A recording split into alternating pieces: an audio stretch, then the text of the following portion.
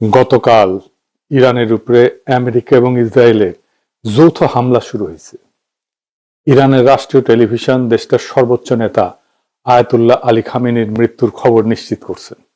ইন্না লিল্লাহি ওয়া ইন্না ইলাইহি রাজিউন। সৃষ্টিকর্তা এই শহীদ মৃত্যু কবুল করুন।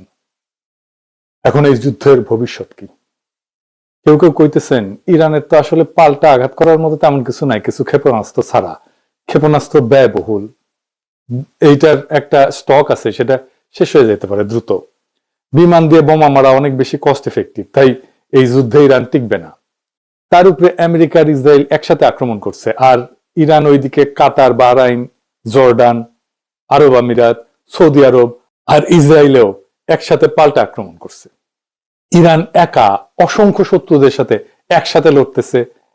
একা এতগুলো রাষ্ট্রের সাথে একই দিনে যুদ্ধ বাধায় দেওয়ার ইতিহাস দুনিয়াতে আরেকটা আছে কিনা মিলিটারি বিশেষজ্ঞরা বলতে পারবেন। আমি খুঁজে দেখছি, পাই নাই। এটি একটা অভাবনীয় যুদ্ধ, এমন যুদ্ধ আগে কখনো হয় নাই। ইরান একটা মরণ কামড় দিছে এমন ভাবে যে আমি তো মরবই, তোমাদের সাথে নিয়ে মরবো, এই স্টাইলে। এই যুদ্ধে ইরানকে পরাজিত হবে, অন্য পরাশক্তিগুলো কি অবস্থান নেবে? আর আমেরিকা আসলে লাগলো কেন ইরানের পিছনে? আমেরিকার লাভ কি? এই জটিল রাজনীতি বুঝলে পরিষ্কার হয়ে যাবে বিশ্ব রাজনীতি, ভূ রাজনীতি এগুলো কি আসলে কিভাবে কাজ করে। আসেন আজকের আলাপ আল্লাহর নামে শুরু করি। আলোচনা শুরুর আগে আমরা একটু সংক্ষেপে জেনে নিই আগে কি কি ঘটছিল, তাহলে ইরানের সংকট কেন তৈরি হলো সেটা বুঝতে পারবো। ইরানের পারমাণবিক কর্মসূচি নিয়ে 2000 সালের দিক থেকে পশ্চিমা দেশগুলোর সঙ্গে একটা টানাপোড়েন চলতেছিল। অভিযোগ ছিল ইরান হয়তো পারমাণবিক অস্ত্র বানাইতেছে। পৃথিবীর প্রত্যেকটা দেশে পারমাণবিক কর্মসূচি আছে, কিন্তু বাংলাদেশেরও আছে। এটা শুধু বোমা বানাইতে লাগে না, ইলেকট্রিসিটি বানাইতে লাগে, আমাদের চিকিৎসার জন্য লাগে, ক্যান্সার চিকিৎসার জন্য লাগে, রেডিওথেরাপি মেশিনে লাগে, আপনারা জানেন, এক্সরের জন্য লাগে, এমনকি বুকে যে হার্টের ডাক্তারেরা স্টেন্ট বসায় না, ওই টাইমেও লাগে। স্টেন্ট লাগাইতে গেলে দেখবেন যে ডাক্তার, নার্স, টেকনিশিয়ানরা বুকে স্যার কোনা এরকম একটা ছোট বাক্সের মতো সাদা এটা পড়ে থাকে, রেডিয়েশন মাপ ওইটা। যাই হোক, ইরান পারমাণবিক অস্ত্র বানাবে এই ভয়ে জাতিসংঘ, ইউরোপিয়ান ইউনিয়ন, যুক্তরাষ্ট্র ইরানের উপরে কঠোর অর্থনৈতিক নিষেধাজ্ঞা দেয়। ইরানের তেল রপ্তানি কমে যায়, ব্যাংকিং ব্যবস্থা প্রায় বিচ্ছিন্ন হয়ে পড়ে, অর্থনীতি স্থবির হয়ে যায়। এই অচল অবস্থা কাটাইতে 2015 সালে ইরান এবং 6 বিশ্বশক্তির মধ্যে একটা চুক্তি হয়।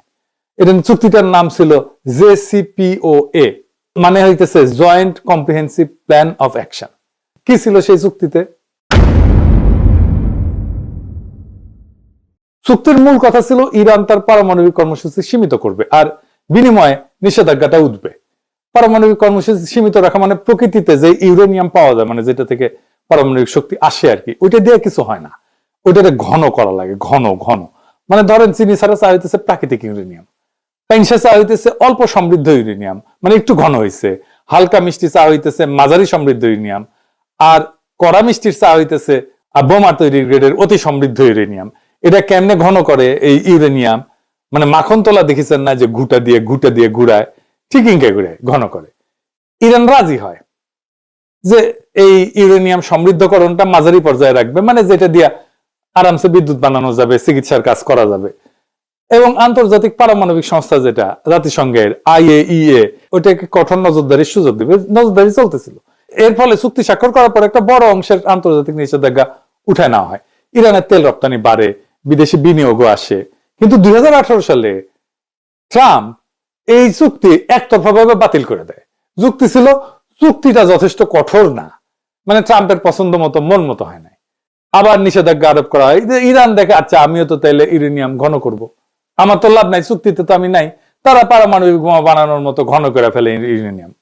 কাছাকাছি ইরানের যুক্তি, আমেরিকা আগে চুক্তি ভাঙছে, আবার নিষেধাজ্ঞা দিছে, তাই বাধ্য হয়ে প্রতিক্রিয়া দেখাইতেছি।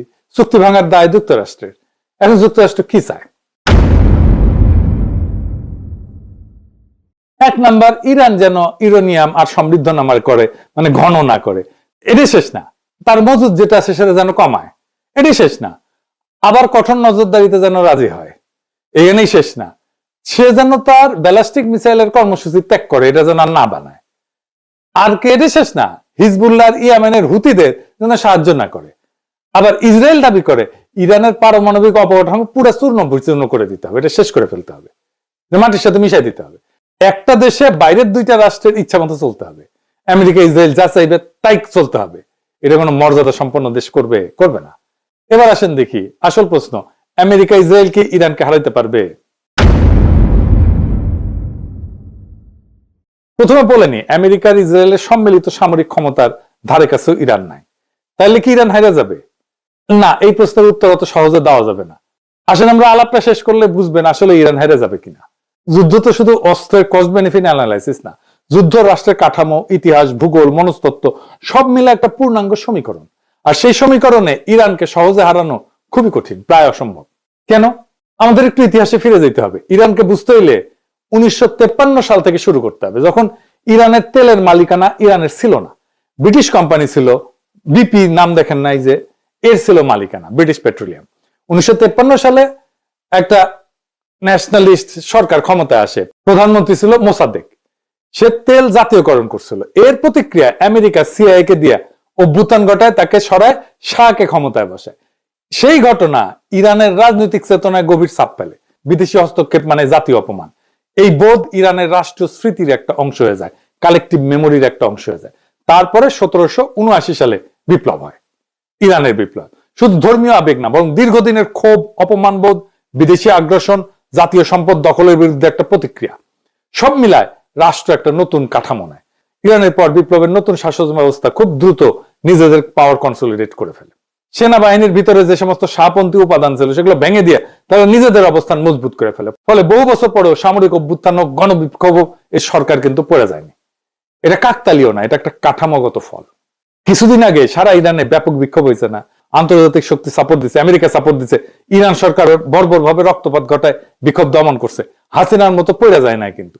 যদিও ইরানের সমাজ গভীরভাবে বিভক্ত হয়েছে, ইরানের বর্তমান রেজিম পছন্দ করে না এমন ইরানিয়ানদের সংখ্যা বাড়ছে অনেক। 1980 সালে ইরাক আক্রমণ করে ইরানকে। প্রথম দিকে ইরান দুর্বল ছিল, এলাকা দখল হয়ে যায়, কিন্তু 1982 সালের মধ্যে ইরান অধিকাংশ দখলকৃত এলাকা পুনরুদ্ধার করে ফেলে। সাদ্দাম হোসেন ভাবছিলেন যে আক্রমণে ইরানের ভিতরে একটা অভ্যুত্থান হবে, বিপ্লবী সরকার পড়ে যাবে। বাস্তব হয়েছে উল্টা, যুদ্ধ রাষ্ট্রকে আরো সংহত করছে। জনগণ, সামরিক বাহিনী সবাই সরকারের পিছনে দাঁড়াইছে। এই যুদ্ধ দীর্ঘায়িত হয়েছিল, বিপুল প্রাণহানি হয়েছিল। খমিনি আপোষহীন ছিলেন, তিনি আমেরিকা সোভিয়েত দুই শক্তিকে গ্রেট শয়তান বলছিলেন। এর ফলে ইরাক ইরান যুদ্ধের সময় আমেরিকা, সোভিয়েত ইউনিয়ন, আরব রাষ্ট্র অনেকেই ইরাককে সাহায্য দেয়, সেজন্যই যুদ্ধটা দীর্ঘ হয়। তবুও ইরান রাষ্ট্র হিসেবে ভেঙে পড়েনি, বরং দীর্ঘ যুদ্ধ তাকে আরো যুদ্ধ সহনশীল রাষ্ট্রে পরিণত করছে। এই আক্রমণ ইরানকে আরো সংহত করবে কিনা সেটা আগামী কয়েকদিনের দুনিয়া দেখবে। খামেনির মৃত্যুর পরে কি ঘটবে এখন অনুমান করা শক্ত, কিন্তু সম্ভাব্য সিনারিও কি হইতে পারে সেটা আমরা একটু আলাপ করতে পারি। যদি শুধু আকাশ থেকে বোমা মারা হয় তাতে সামরিক স্থাপনা ক্ষতিগ্রস্ত হইতে পারে, কিন্তু রেজিম চেঞ্জ হয় না, সরকার পতন নিশ্চিত হয় না। ইতিহাসে দেখা গেছে নো ফ্লাই জোন বলেন, দীর্ঘ বোমা বর্ষণ বলেন, এসব চলতে পারে বছরের পর বছর, কিন্তু স্থল আক্রমণ ছাড়া, গ্রাউন্ড ইনভেশন ছাড়া রেজিম চেঞ্জ করা কঠিন। ইরানে গ্রাউন্ড ইনভেশন কেন কঠিন? প্রথমত ভূগোল। স্থল পথে ইরানে ঢুকতে গেলে পশ্চিম ইরানের দীর্ঘ জাগ্রস পর্বতমালা অতিক্রম করতে হবে। পাহাড়ি ভূখণ্ডে বড় আকারের সেনা, ট্যাঙ্ক, সরবরাহ লাইন এগুলো এগায় নেওয়া খুব কঠিন। সরু গিরিপথ থাকে, উঁচু নিচু পথ থাকে, এখানে যারা প্রতিরক্ষা করে, ডিফেন্স করে, তাদের বেশি সুবিধা। ইরান মূলত একটা বিশাল উচ্চভূমি, চারপাশে পর্বতমালা, মাঝখানে মরুভূমি, আর জনবসতি অনেক জায়গায় পাহাড়ের ভেতরে আড়ালে। এই ভূগোল আক্রমণকারীদের জন্য তিন ভাবে বিপজ্জনক। একটা হচ্ছে মেকানাইজ বাহিনী, এগুলো ট্যাঙ্ক ইত্যাদি গাড়ি, বহর টহর এই সমস্ত নিয়ে যখন যায়, আগাইতে যায়, তখন গতি কমে যায়। সংকীর্ণ উপত্যকার মধ্যে দিয়ে যেতে হয়, চোখ পয়েন্ট আছে, মানে যেখানে আটকায় যেতে পারে। এইসব জায়গায় কনভয় আটকায় গেলে ক্ষয়ক্ষতি দ্রুত পারে, উপর থেকে আক্রমণ করবে। যারা ডিফেন্স করে তাদের এখানে সুবিধা, উচ্চভূমি থেকে নজরদারি করতে পারে, অ্যাম্বুশ করতে পারে, প্রতিরক্ষা লাইন তৈরি করা তুলনামূলকভাবে সহজ। ইরান সবসময় এই অ্যাডভান্টেজে থাকবে। রাজধানী বা নগরগুলো এগুলো ইনসুলেটেড, মানে বড় শহরগুলো অনেকটাই পাহাড়ি বলয়ে সুরক্ষিত, চারিপাশে পাহাড়। দ্রুত ধাক্কায়, কুইক থ্রাস্ট যেটাকে বলে মিলিটারি ভাষায়, এটা ফল আনা কঠিন। ইরান সমতল ইরাকের মতো না, এখানে ভূগোল নিজেই এক ধরনের প্রতিরক্ষা বাহিনী হয়ে থাকে। এরপর আছে লজিস্টিক্স বা সরবরাহ। ইনভেশন মানে শুধু সৈন্য যাওয়া না, এটা সাপ্লাইয়ের যুদ্ধও বটে। স্থল আক্রমণে যেটা মানে সাপ্লাই চেনের উপরে বেঁচে থাকা, সাপ্লাই লাইনের উপরে বেঁচে থাকা। প্রত্যেক দিন বিপুল জ্বালানি, গোলা বারুদ, খাবার, যন্ত্রাংশ এই সমস্ত দীর্ঘ রুটে এনে পৌঁছাইতে হবে। পাহাড়, মরুভূমি এই সমস্ত পরিবেশে কনভয় ট্রান্সপোর্ট ইন্টেন্সিভ এবং সিকিউরিটি ইন্টেন্সিভ হয়। একবার সাপ্লাই লাইন যদি ভেঙে যায়, তাহলে ফ্রন্ট লাইনের শক্তি থাকলেও এটা কার্যত থেমে যায়, কাজ করতে পারে না, আক্রমণ করতে পারে না। এটাই বড় পার্থক্য। গ্রাউন্ড ক্যাম্পেইনে আপনার যুদ্ধ ক্ষমতা নির্ভর করে সাপ্লাই পৌঁছায় কিনা এটার উপরে। এরপর আছে এন্ট্রি প্রবলেম, কোন দিক থেকে ঢুকবে। এটা এই রাজনীতিতে অনেক সময় সামরিক সমস্যার চেয়ে বড় হয়ে যায়। ইরানে বড় স্কেলে স্থল আক্রমণ করতে গেলে প্রতিবেশী দেশগুলোর ঘাঁটি করিডোর দরকার পড়বে, কিন্তু আঞ্চলিক রাষ্ট্রগুলো রাজনৈতিক ঝুঁকি নিতে চায় না। নিজেদের ভিতরে অস্থিরতা, ইরানের পাল্টা আঘাত, এই সমস্ত কারণে এই অ্যাক্সেসটা দিতে চায় না এবং দেয়ও নি কেউ। এই জন্য অপারেশনাল প্ল্যানিং খুব জটিল হয়ে যায়। ইরান যেটা সিকিউরিটি স্ট্র্যাটেজি নিয়ে চলে, এটার একটা প্রতিরক্ষার ধারণা আছে, এটাকে বলে A2AD প্লাস অ্যাসিমেট্রিক। এটা দিয়ে সময় কেনে এবং খরচ বাঁচে। A2AD এটা আবার কি আসেন, এটা বুঝে দেখি। এনা সামরিক টার্ম ইউজ করলাম আর কি, কুল লাগে এনা এগুলো শুনলে, বুঝে কই। A2AD মানে হচ্ছে অ্যান্টি অ্যাক্সেস, দুইটা এ, সেজন্য A2AD মানে হচ্ছে এরিয়া ডিনাল। সহজ ভাষায় শত্রুকে ঢুকতে দিও না, ঢুকলেও আরামে চলতে দিও না। ধরেন কেউ আপনার বাড়িতে ঢুকতে চায়, আপনি কি করবেন? গেটের সামনে কাটা বসাবেন, রাস্তা ব্লক করবেন, চারপাশে নজরদারি বসাবেন, ঢুকলে আঘাত করবেন। ইরানও সমুদ্র এবং আকাশপথে ঠিক এইটাই করে।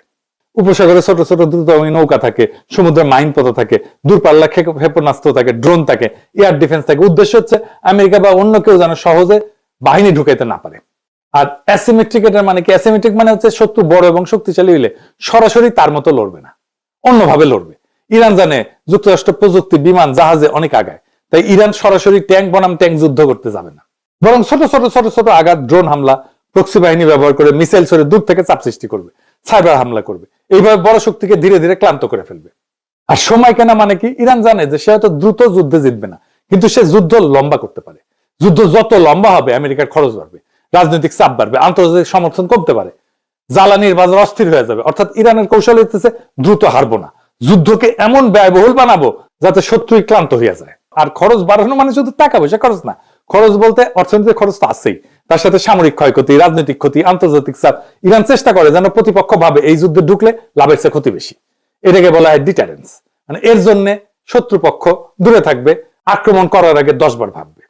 এরপর হচ্ছে টেক দ্য সিটি সমস্যা, মানে শহর দখল করে ফেলে হারায় দেওয়া। এটা কিরকম, এটা একটু বুঝে দেখে, এটা মজার বিষয় আছে। ইরানের জনসংখ্যা বড় এবং অনেক, 31টা প্রদেশ আর 1,500 শহর। বড় শহরে 30টা, তারও বেশি। বড় শহরে ঢুকলে যুদ্ধ বদলায় যায়, কিন্তু ট্যাঙ্ক, আর্টিলারি অ্যাডভান্টেজ কমে যায়, স্নাইপার গুরুত্বপূর্ণ হয়ে যায়, তারপরে মাইন টাইন, ছোট ইউনিটের প্রতিরোধ, এই সমস্ত বাড়ে। বেসামরিক ক্ষয়ক্ষতি, দ্রুত রাজনৈতিক সংকট তৈরি করে ফেলে। এরকম শহর দখলের পর্যায়ে গেলে এটা রাজনৈতিক সমস্যা শুরু হয়ে যায়। রাশিয়ায় এক স্ট্যালিনগ্রাদ শহরকে কব্জা করতে পারে না হিটলার, লেজ গুটায় পালাইতে হয়েছিল। ইউক্রেনের শহর হইতেছে 450 মতো, রাশিয়া মাত্র 6-7টা দখল করতে পারছে এই 4 বছরে যুদ্ধে। এই জন্য আমেরিকা বড় আকারের যুদ্ধ দীর্ঘদিন চালাতে পারবে না। কেন?